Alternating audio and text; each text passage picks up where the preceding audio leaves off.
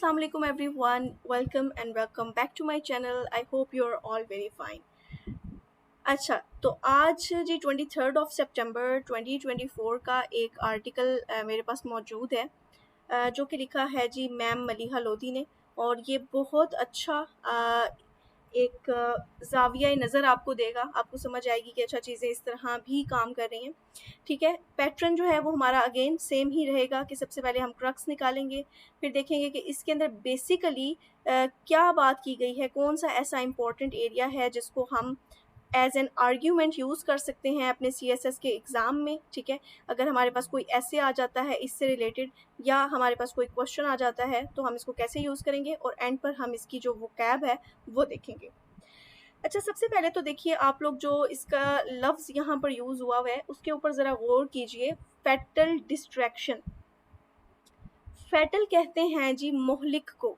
ठीक है, जैसे होता है ना फैटल डिजीज़, इसी तरह से फैटल कहते हैं मोहलिक को, और डिस्ट्रैक्शन खलफशार। ठीक है, यानी कि तवज्जो का एक तरफ से हटकर दूसरी तरफ चले जाना, यानी कि वो चीज़ें जो काबिल तवज्जो नहीं है उसके ऊपर इंसान की अगर तवज्जो चली जाए तो हम उसको कहते हैं कि डिस्ट्रैक्ट हो गया है। ठीक है, स्टूडेंट्स के लिए अक्सर ये लफ्ज़ यूज़ किया जाता है कि स्टूडेंट्स जो है ना वो डिस्ट्रैक्ट हो जाते हैं। तो फैटल डिस्ट्रैक्शन, अब आखिर मैम ने ये जो इतना बड़ा लफ्ज़ इस्तेमाल किया है और पाकिस्तान के लिए इस्तेमाल किया है, पाकिस्तान की गवर्नमेंट के लिए इस्तेमाल किया है, तो उसके पीछे बेसिकली जो रीज़न है वो क्या है। ठीक है, वो रीज़न हम तलाश करेंगे।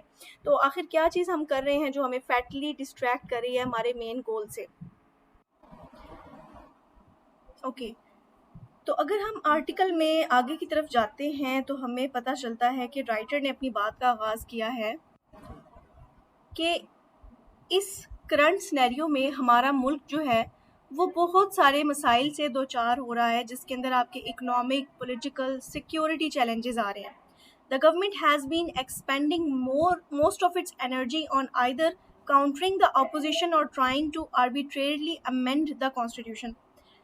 अच्छा देखें, राइटर हमसे ये बात कर रही हैं कि हमारा मुल्क इस वक्त बहुत सारे इकोनॉमिक, पॉलिटिकल और सिक्योरिटी चैलेंजेस में जा रहा है, जबकि हमारी हुकूमत अभी भी कोशिश कर रही है कि वो या तो कॉन्स्टिट्यूशन के अंदर चेंज कर दे या फिर ऑपोजिशन को किसी तरह से जो है वो टारगेट कर ले।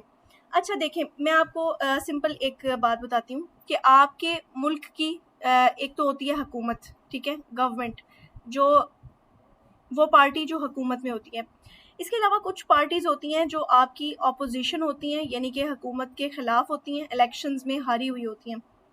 अब गवर्नमेंट ऑपोजिशन, इसको कहते हैं गवर्नमेंट ऑपोजिशन डिवाइड। ये लफ्ज़ आप अपने पेपर्स के अंदर भी यूज़ कर सकते हैं। इसका मतलब ये होता है कि एक हद तक ये जो डिवाइड है ना, ये मुल्क के लिए अच्छा होता है कि गवर्नमेंट जो है उसको ऑपोजिशन एक हद तक अकाउंटेबल रखती है, क्योंकि गवर्नमेंट को पता होता है कि हमने अगर कोई पॉलिसीज़ ऐसी बनाई जो कि सबके ख़िलाफ़ हुई तो फिर ऑपोजिशन जो है ना वो हमारे ख़िलाफ़ खड़ी हो जाएगी। अब मसला असल कहाँ पर आता है? मसला तब आता है कि जब गवर्नमेंट और ऑपोजिशन के दरमियान ये जो डिवाइड है ना, ये अगर ज़्यादा हो जाए। देखिए, एक हद तक तो ये जो इनका फ़ासला है वो बेहतर है, ठीक है, उससे अकाउंटेबिलिटी का मैकेनिज़्म रहता है। लेकिन अगर इनका ये फ़ासला ज़्यादा हो जाएगा ना तो उससे फ़ायदे की बजाय नुकसान होगा, क्योंकि उसमें क्या हो जाएगा जी, इल्ज़ामात होंगे। ठीक है, उसके बाद जी यानी कि आपको पता है कि एक जो डिसेंसी है वहाँ से एलिमेंट हटकर किसी और ही तरफ चला जाएगा। ठीक है, अब एक किताब है वाई डेमोक्रेसीज डाई। अच्छा, ये जो किताब है जी ये लिखी हुई है लेविट्स्की, स्टीवन लेविट्स्की एंड डैनियल ज़िबलेट। ये दोनों जो हैं ये हार्वर्ड के पॉलिटिकल साइंटिस्ट हैं, और इन्होंने अपनी इस किताब के अंदर ये जो अभी कॉन्सेप्ट मैं आपको बताने लगी हूँ ये लिखा है। आप चाहें तो इसको नोट कर लें, ठीक है, और इस कॉन्सेप्ट को आप यूज़ कर सकते हैं इन योर फाइनल एग्ज़ाम्स। फॉरबियरेंस, बर्दाश्त का एलिमेंट रहना चाहिए दो पार्टीज़ के दरमियान, गवर्नमेंट और ऑपोजिशन के दरमियान। ठीक है, उससे ये होता है कि अगर आप ये एलिमेंट लूज़ कर देते हैं ना तो इसका मतलब है कि आपका मुल्क जो है ना वो डिस्ट्रैक्ट हो जाएगा, वो किसी और ही तरफ चला जाएगा। अब सेम यही सिचुएशन जो है ये मलीहा लोधी अपने इस आर्टिकल में बता रही हैं कि हम फैटली डिस्ट्रैक्ट हो गए हैं कि हमारे मुल्क के मसाइल कुछ और थे इकोनॉमिक थे, पॉलिटिकल थे, सिक्योरिटी चैलेंजेस थे, हमने वहाँ से उठाकर अपनी अटेंशन को किसी और तरफ जो है वो डाइवर्ट कर लिया है, ठीक है। अच्छा, अब मैं आपकी यहाँ पर नॉलेज में इजाफा करती चलूँ कि अभी रिसेंटली क्या है कि पाकिस्तान के अंदर 26th अमेंडमेंट की बात हो रही है, ठीक है। आपको पता होगा 18वीं जो तरमीम है वो तो बहुत मशहूर है ना, और बहुत दफ़ा CSS के एग्ज़ाम्स में भी आ चुकी है।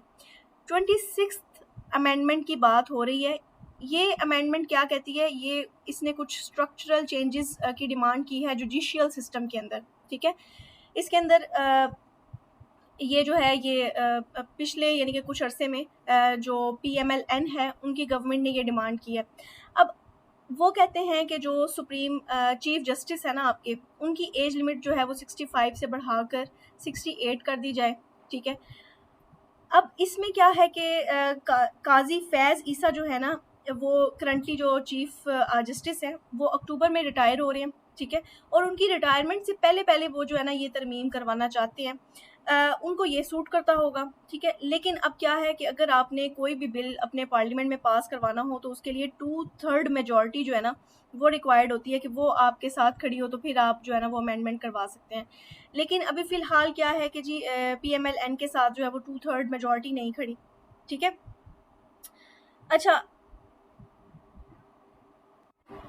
इन दैट केस अगर अक्टूबर के अंदर काजी फैज़ ईसा रिटायर हो जाते हैं तो उसके बाद आपके जो चीफ जस्टिस होंगे वो मंसूर अली शाह ने बनना था, ठीक है। अब मंसूर अली शाह को कुछ नहीं चाहते कि वो बने, ठीक है, या फिर उनका जो भी बीच में इस तरह का सीन होगा, तो ये अमेंडमेंट जो है वो उस तरफ करवाई जा रही है। अब देखें, अब राइटर बड़ी खूबसूरती से ना इस बात को रिलेट करती हैं कि आखिर हमारा मुल्क किस तरफ जा रहा है। हम एक फैटल डिस्ट्रैक्शन का शिकार हैं, हमें जिन चीज़ों पर तवज्जो देनी चाहिए उन पर हम नहीं दे रहे, और जिन चीज़ों की इतनी तवज्जो की हामिल नहीं है हमने सारी अपनी कुव्वत जो है ना उन पर सर्व की हुई है, ठीक है। अब यहाँ पे वो एग्जांपल देती हैं कि मिसाल के तौर पर अगर हम पिछले 8 महीने का डाटा उठाकर देख लें पाकिस्तान में, सिक्योरिटी इशूज़ की हम बात करने लगे हैं। अच्छा, 8 महीने का अगर हम डाटा उठाकर देख लें तो हमें पता चलेगा कि 750 लोग जो है ना वो सिक्योरिटी इश्यूज़ के अंदर मारे गए हैं, ठीक है। ये कोई छोटी बात नहीं है। इसी तरह अगर आप पिछले मंथ की बात करें, अगस्त की बात करें, तो कम से कम 100 लोग जो हैं वो मारे गए हैं। और सिर्फ अगर अगस्त 26 की आप बात करें तो वहाँ पर 50 लोग जो हैं वो इस वायलेंस और इस तरह के जो तशद्दुद वाली सरगर्मियाँ होती हैं उसके अंदर वो मारे गए हैं, ठीक है। अब होना ये चाहिए था कि हमारी नेशनल सिक्योरिटी कौंसिल जो है वो एक मीटिंग रखती, ठीक है, नेशनल सिक्योरिटी कौंसिल, और कुछ आगे का सोचा जाता, कुछ सिक्योरिटी के हालात को बेहतर करने की कोशिश की जाती। लेकिन हमारी जो हुकूमतें हैं वो किसी और ही तरफ लगी हुई हैं, वो फैटल डिस्ट्रैक्शन फेस कर रही हैं, ठीक है, मुल्क को कहीं और ही डाइवर्ट कर रही हैं, जबकि होना कुछ और चाहिए था, ठीक है।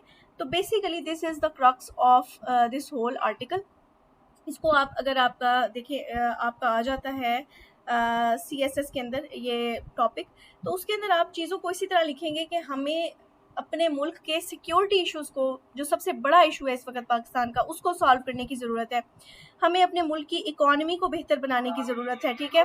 अच्छा, इसके अलावा मैंने आपको जो है वो एक बुक के बीच में रेफरेंस बताई है, वाई डेमोक्रेसीज डाई, इसको भी आप अपने नोट्स में लिख लीजिए, ठीक है। अगर ये वीडियो आप लोग को पसंद आई है then please hit the like button, subscribe the channel and share it with your friends and family जिनको इस वीडियो की ज़रूरत है। And I will see you all in the next video इंशाल्लाह। टिल देन टेक केयर, अल्लाह हाफिज़।